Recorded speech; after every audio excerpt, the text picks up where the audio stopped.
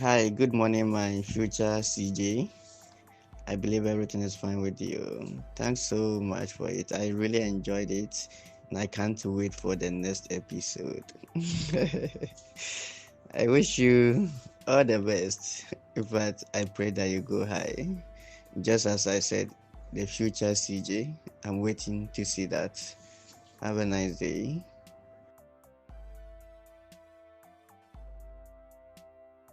Welcome to the Diary of a Ghanaian Lawyer, your gateway to Ghanaian law and the lives of Ghanaian lawyers. I am lawyer Fredericka, your host for this podcast. Now, thank you so much, Solomon, for your voice notes. I truly appreciate it. To all our listeners out there, please feel free to send in your voice notes. You can send your legal questions and your reviews via the voice notes. I'd really love to hear from you. Today's episode is inspired by the many messages I've received and it centers more on mentorship. Unfortunately, I can't mentor everyone personally, so I decided to create this podcast just for you. Now, a big shout out to my smart intern, Adeline. You make mentoring so easy and you help a lot with my legal research. Thank you. Now, to our topic for today, what I wish I knew when I was younger. My legal journey so far. So, I'm a first generation lawyer, which means I'm the first in my family to take this path. Now, before pursuing law, I had never seen a lawyer or interacted with a lawyer before, except for what we see in the movies. Fortunately or unfortunately, my parents are the leave it to God kind of people. You deal them and they leave it to God to fight their battles for them. But hey, that was in the past. I'm here now, so please, nobody should mess with them. But actually, my closest connection to the legal world before I became a lawyer was discovering a few years ago that Tufo versus Attorney General case, he was my grandfather. Sadly, he passed away before I could have a conversation with him about that landmark case. Now, if you don't know about this case, then please return your law license. And if you're still a student, go read that case. The case is packed with several legal principles and is a must read for all lawyers. Tufo versus Attorney General. Now, on to our main meal. I'll discuss 6 things I wish I knew when I was younger. If you're part of the people that reached out to me for mentorship, you're on the right path. There is no need to make mistakes when you can learn from those who have gone before you. Now, my first point is the importance of role models and mentors. Most people are familiar with mentors, but not role models. Now, here's the difference. A role model is somebody who you admire and emulate. You may not have direct access to them, but you can learn from their example, or at least what they put out there for you to see. A mentor, on the other hand, is a trusted advisor who provides direct guidance, support, expertise to you personally through a personal relationship. So in short, mentors guide you, whereas role models inspire you. Now, if you're seeking mentorship, here's a tip. Based on my interactions with most of you out there, please limit the request for money and favors. Let your mentor offer what they can and also practice what they teach you so they see your seriousness and they're encouraged to do more. I repeat, please limit your request for money and favors. That's not what they are there for. They are sponsors and they are mentors. Now, this advice applies to any aspect of your life that you seek mentorship in, and it's not just limited to the law. So if you want to improve on your social media management skills, you can reach out to people to mentor you based on this advice. Point number 2, internships and networking. That is so essential. Is one of the legal foundations in life, and trust me, internships are game changers. I interned a lot when I was a student, and this is what I learned. You have to actually research before you apply, because not all internships are the same. Some firms require that you interview and you even take some tests before you become an intern with them, while others just work with referrals, either from school or people they know. I used to hate the who you know or who knows you principle, but I've grown to see the essence. Some companies, especially the law firms, they value confidentiality and they won't just let anyone in. Now, when you are referred by somebody, either a school or a person that the firm or the lawyer knows, at least they know how to find you or trace you in case of anything. Internships are really good. It boosts your CV and it exposes you to real life legal practice. Now, most firms in Ghana, unfortunately, they don't pay interns, but the experience is invaluable. I mean, you get access to law reports, court sessions, the firm's resources, and I think it's great. Now, networking. I came across this book by Ahmad Duncan, Networking Made Easy, and I just checked with Book Nook Store and they sell it for as low as 20 cedis. Amazon sells it less than $5. Please check it out if you've not come across it. Buy it and read it. It's a cute book, but it's loaded with gems. Trust me, you won't be disappointed. On to the third thing I wish I knew earlier. Now, the reality versus the perception of studying law. Each time I told anybody I wanted to be a lawyer, they asked, but you are so quiet, you don't like arguing. So why do you want to be a lawyer? Please. The law isn't just about arguing well. What we see in movies is just a romanticized part of the law. In reality, it's different. In reality, it's about critical thinking, it's about research, it's about writing well, it's about understanding the legal principles and not just memorizing cases like micros.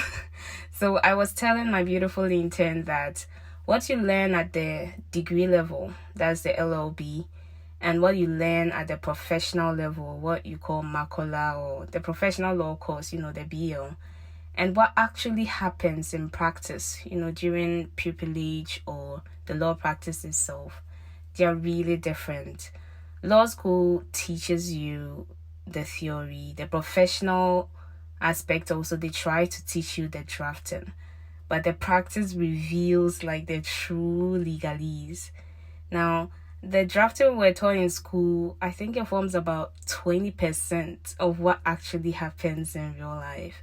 And that's why I would recommend internship, because at least you learn what actually happens in real life. But hey, be so careful, be very, very careful not to mix schoolwork with whatever you learn in real life, because sometimes your teacher is just marking your work based on the marking scheme or the reading list that they've given you.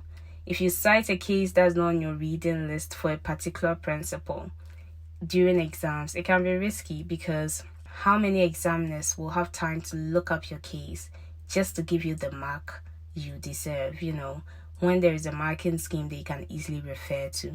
I personally know of colleagues who failed exams because they tried solving problems which they learned from lawyers in real life on the examination paper. The law is broad, and in real life we have opposing sides.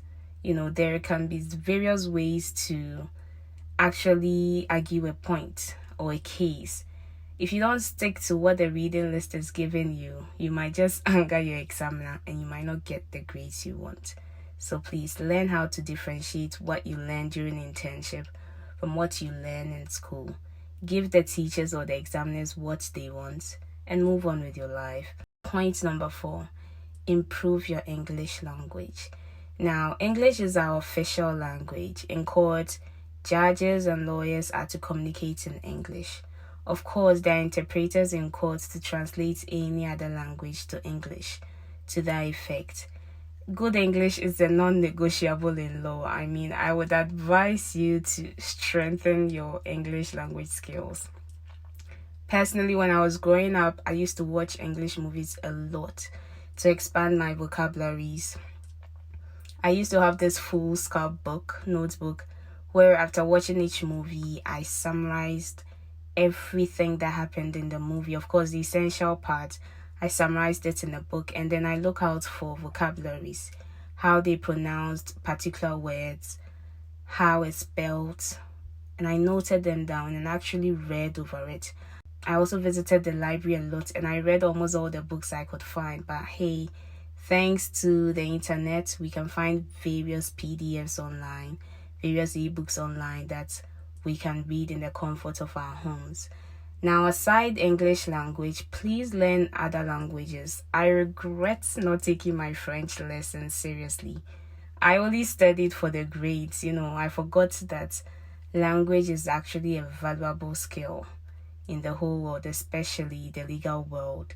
There are international opportunities which would have been perfect, like a perfect fit for me, if I could speak other foreign languages. But I didn't, unfortunately, and I'm paying for that. Now, get yourself a teacher, a French teacher, Spanish teacher, anybody, or you can use the Duolingo app. I have people who testify to the goodness of Duolingo, so hey, you can try that.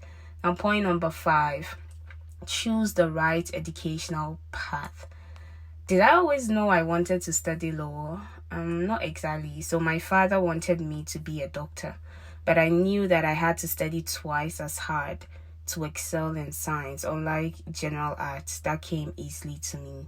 And back then I was told that lawyers study general arts courses, so I picked general arts. However, in University of Ghana, I discovered that the course you studied in high school didn't always matter when you wanted to study law. We had science students, home econ students in my class, studying for the law degree. I know that the law is a very, very broad profession, and it makes sense that regardless of your background, you can still study the law later in life. However, in my opinion, if you are considering law, subjects like literature, history, and government will be a great foundation. Those who know. Yes, and to my last point, discipline and hard work, the key to success in the law. Now, law school isn't about intelligence only. It's about persistence and consistency. In class, you meet people who were the best in their various schools. Please, don't be intimidated, especially when you hear of the high schools they are coming from. Believe that you are equally as smart as everyone in the class and put in the work. Read what is on your reading list. Join very serious study groups. Attend your tutorials. Seek help when you don't understand. I know it can get overwhelming, but don't give up. If I did it, you can do it too.